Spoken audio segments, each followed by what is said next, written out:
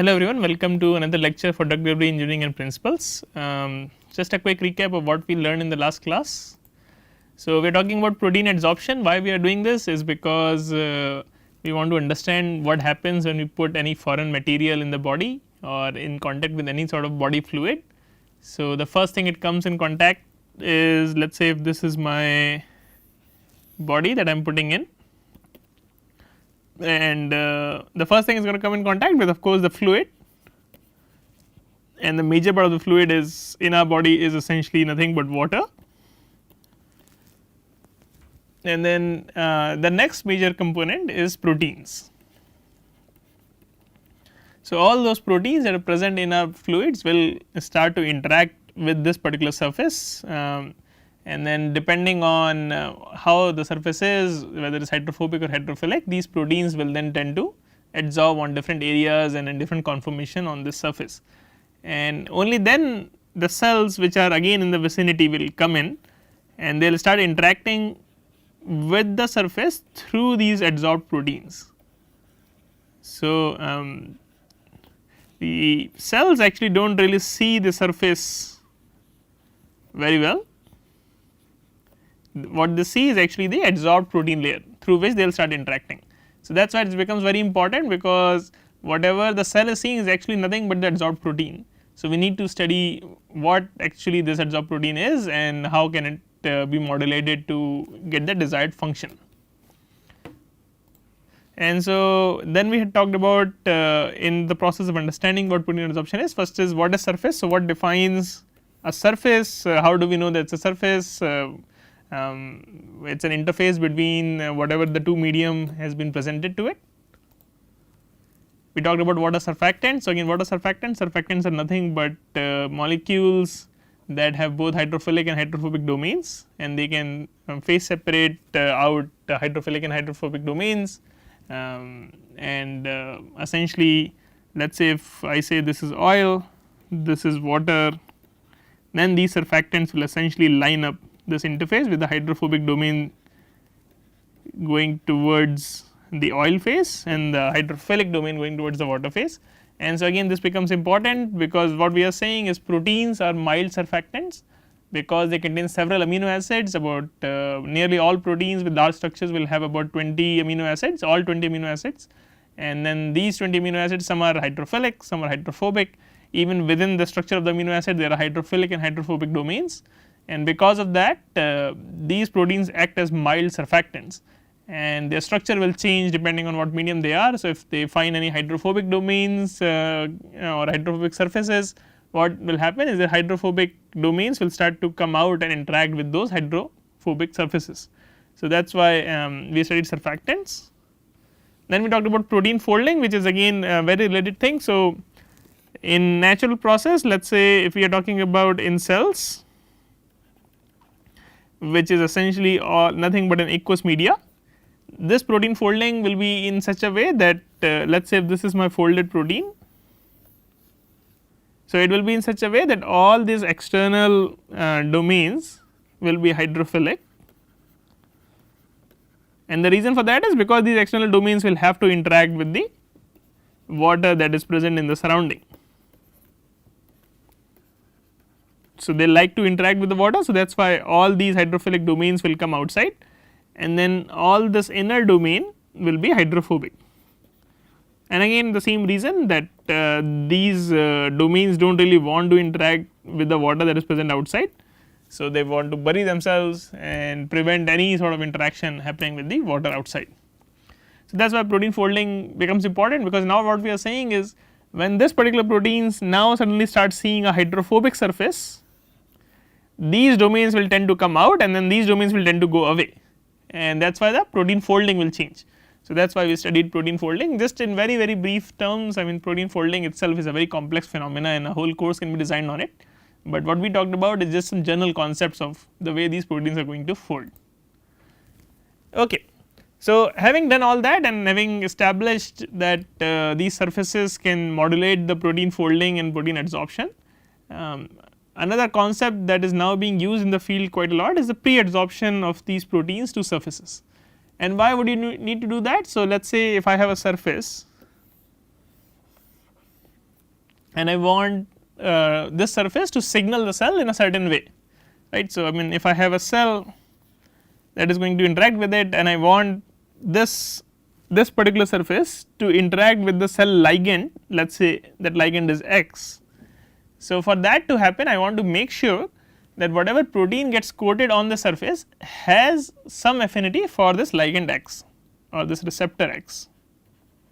So, this is a receptor and let us say I am putting some ligands on the surface. So, I may or may not put ligands, but essentially I want this surface to interact with the cells through this X.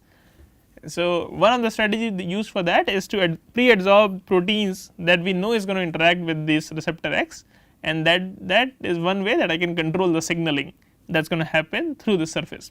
See, the reason for that is because once I put it in the body or once I put it in contact with the body fluid, there are all kinds of proteins in the body fluid. I mean we are talking about thousands and thousands of them, and so the probability that let us say a certain protein will come and adsorb to it is fairly low. So, to prevent that, what we do is we first treat it with a solution containing only this ligand L, and that will ensure that at least some of the ligand L will remain on the surface and can interact with the cell. So, some of the proteins that are very widely used for this is fibronectin, fibrinogen, vitronectin, and these are nothing but these are proteins that contain cell adhesive sites.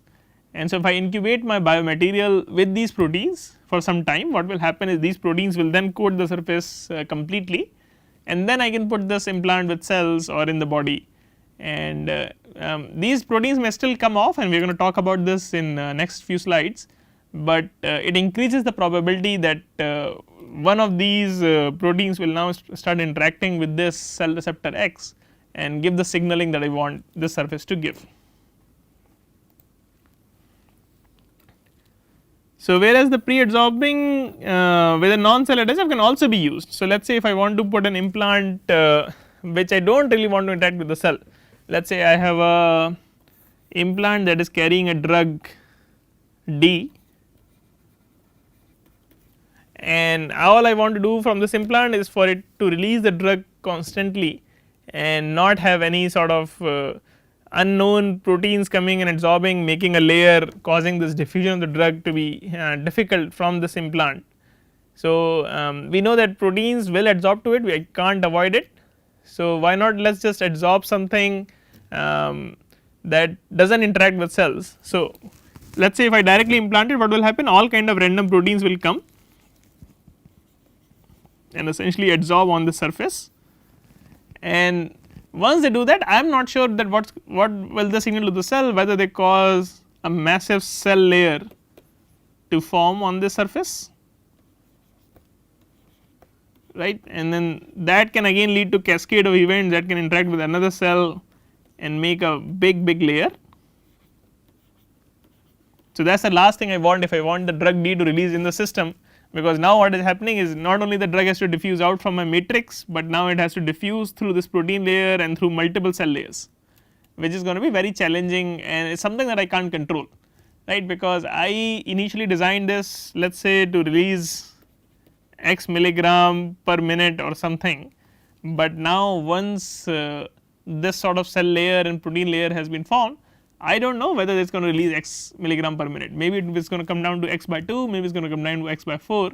So, as a clinician I am very worried now because I do not know how much dose I am giving. So, to prevent that, what you can do is you can essentially coat it with a known protein that you know is not going to interact with cells.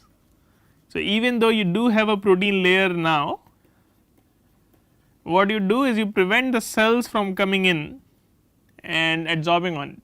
So, that way at least I know that what is the diffusion of this drug from this matrix is through this protein layer, and that way I have some good idea as to how much drug is getting released per unit time or per day or whatever it might be. So, that is just one application I am giving you. There could be several other applications. Maybe the implant is such that we do not want immune cells to interact with it, not really any drug, maybe it is carrying cells inside, and we do not want immune cells to come in and sort of kill those cells away. So, there are several applications that you can think of in that direction, and there are several other strategies apart from pre-adsorbing proteins, and all of this we are going to talk about in the future classes in this course. but that is just one example that I am giving you. So, these are things that you can play around with protein adsorption itself to get some desired result.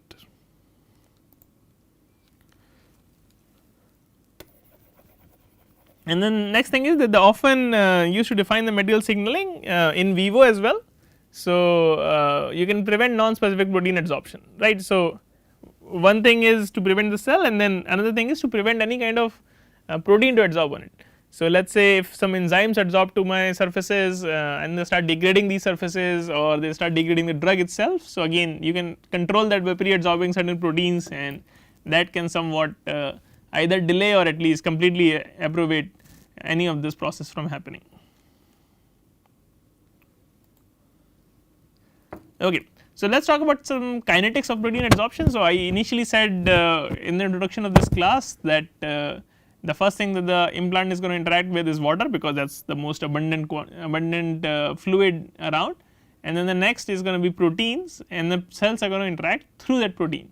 So, why is that? And then the reason for that is that the protein adsorption is a very rapid phenomenon. So, the only thing that limits protein adsorption is the diffusion of the protein from the fluid to the surface of your implant.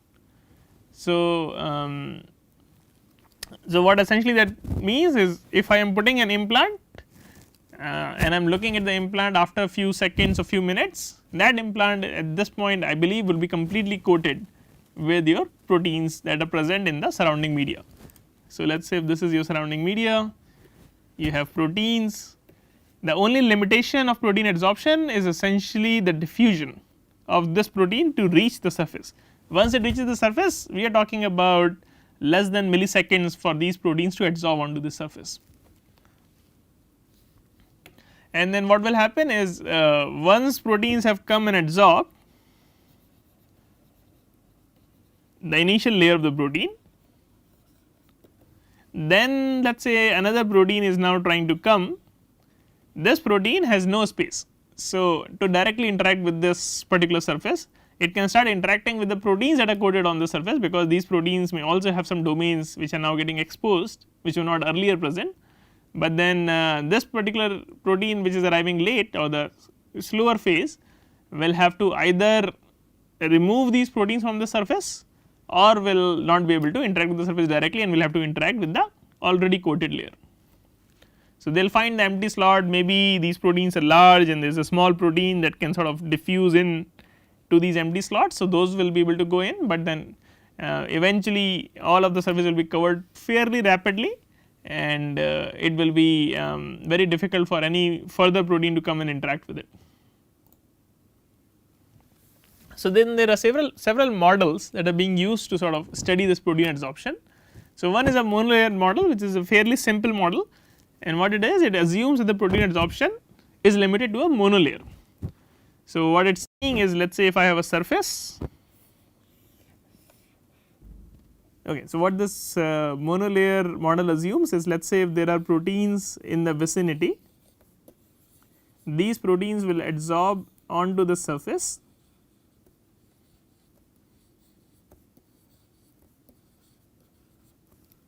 and if there is another protein that needs to come in, let us say I have another beaded protein that wants to come and adsorb on the surface, it cannot come and adsorb on top of the surface. So, this is no, and the only thing that can happen is this comes in, removes one of the protein unit, and then goes and start to interact with that empty space that is being created.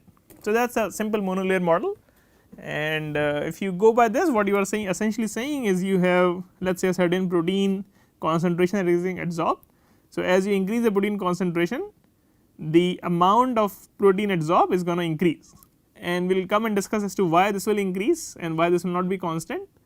Just bear with me for a couple of slides.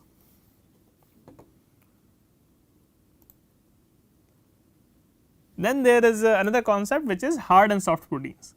So, what does that mean? So, that means that some of the proteins could be fairly hard, meaning they are not very flexible. So, some of these examples are given here, ribonuclease, lysozyme and other proteins. They are considered to be very hard. So, they have very high internal stability, which means that they will not really change the structure a whole lot, they will still interact with your surface, but the structure of the protein will still remain and it really is not going to change a whole lot from what the initial structure was. And then the other one is a soft protein, and which as the name suggests is nothing but they have very low internal stability, which means that if they find a new surface, their structure can change quite a lot depending on the contribution of the surface hydrophobicity and hydrophilicity. So, some of those examples are IgG, beta casein, hemoglobin and several other examples. Actually most protein will find are soft proteins and their structure will easily change. Okay. So, next thing that I was initially talking about was this protein orientation, and what essentially that means is, let us say a few examples here. So, you can have a globular protein, essentially meaning some sort of a big large protein with a spherical structure, spherical like structure that comes, and there is some change in the structure of this. So, as you can see these spheres have now become more like ellipse and it coats on a surface. The other model could be, depending on the concentration that you have used, you can have a configuration, let us say this an ellipse shaped protein comes in, you can have a configuration where very little amount of protein has adsorbed, but still covers the surface, compared to an orientation where a lot of protein has adsorbed and onto the surface. So, what you will typically find in the literature is and during the experiments is that this keeps on varying depending on the concentration you are using. So, let us say if I have a surface and I come with 1 microgram per ml concentration of a protein, and so what will happen is, since I am talking about very low concentrations of protein in the solution, it is sort of diffusion limitation as to how much protein can come and adsorb on the surface. What you will find is, let us say I have a protein which has this 8 structure. So, it will come, it will sort of start interacting with it, and what will happen over time is it will start to expand on it because it can find more space. So, this 8 structure gets elongated and elongated, and so the structure has changed quite a bit, plus a single protein has occupied quite a large space. Now, consider an example with the same case, consider a case with the same example where let us say instead of 1 microgram per ml, I come in with 100 microgram per ml. Now, on this particular surface. So, now what will happen? Now, I have a lot more protein concentration in the surroundings, so the diffusion will not be as limited. So, the proteins will come fairly quickly. So, let us say a protein gets adsorbed, it is able to change the surface a bit because it still has some more space to which it can adsorb to, but by the time it goes to this configuration, all the rest of the sites are occupied because there is quite a high concentration of protein that is present in the vicinity. So, all of them are coming in and essentially occupying the surface. So, it can't really expand to something like this state, that is not happening, and the same thing will happen if I go at an even higher concentration. So, so what you will find is not only the protein adsorption is dependent on the type of proteins that are present in the surrounding, it is also dependent on the concentration because the concentration can change the orientation of the protein, orientation as well as the structure of the protein. So, if you look at this structure, this is different than the structure which is here, but even though we use the same protein to start with, but at different concentrations. And then now if I go back to 2 slides earlier what I was saying, so that is why you see. So, let us say if I now have a protein at a concentration of 0.5 mg per ml, so the amount of protein that is going to adsorb is going to be different than let us say at 2 mg per ml or 3 mg per ml, and the reason for that is the proteins that are coming to adsorb on the surface have time to change their orientation and still occupy further space.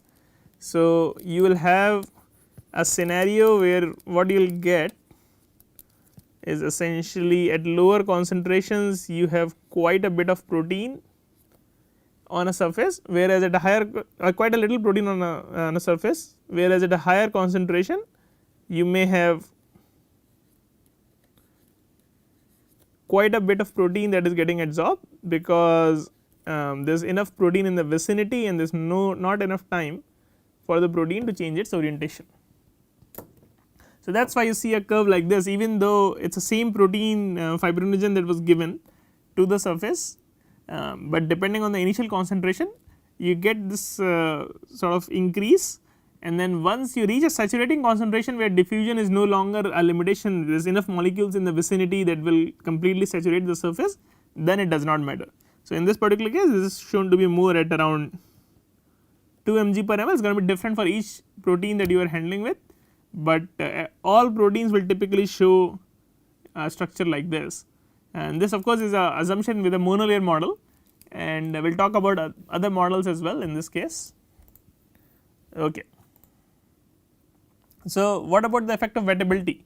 So the general trends, if you assume this model about protein adsorption, is that proteins will adsorb quite tightly and strongly to hydrophobic surfaces, and that is sort of very obvious, right, because let us say if I have a surface which is fairly hydrophobic,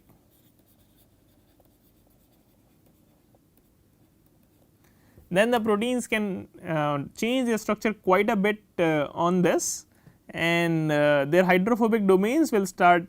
Let us say if this is a protein that has come and started interacting, then there will be lots of van der Waals interactions that is going to happen between the protein and the surface, and there is really no competing force for this hydrophobic surface, right, because everywhere in the surrounding the fluid contains water and that is hydrophilic. So these hydrophobic domains will be very happy interacting with this hydrophobic surface, and they do not really want to change whatever is their structure because the surrounding is hydrophilic. So typically what is seen is that very tight and strong interaction of proteins with hydrophobic surfaces. The conformation and the extent of denaturation will also depend on the water wettability. Again, first of all it will depend on whether the protein is soft or hard. So typically hard proteins will not change their structure, the soft proteins will change their structure quite a bit, and then the more hydrophobic is the surface, the more the change in structure, and then again the reason for that is very similar, because earlier the proteins were situated in water and all their hydrophilic domains were outside, whereas to interact with this hydrophobic surface their structure almost has to go to a complete overhaul, where all the inner hydrophobic domains are going to come out and start interacting with the surface. So you will see that quite a bit of change that will happen in their structure. And then again, as I said, it is very energetically favorable for them to displace water from the surface point of view as well, right. The surface also does not really want to interact with the water. So surface is also very happy when it comes in contact with these hydrophobic domains. Okay, so we will stop right here in this lecture and we will continue further in the next class.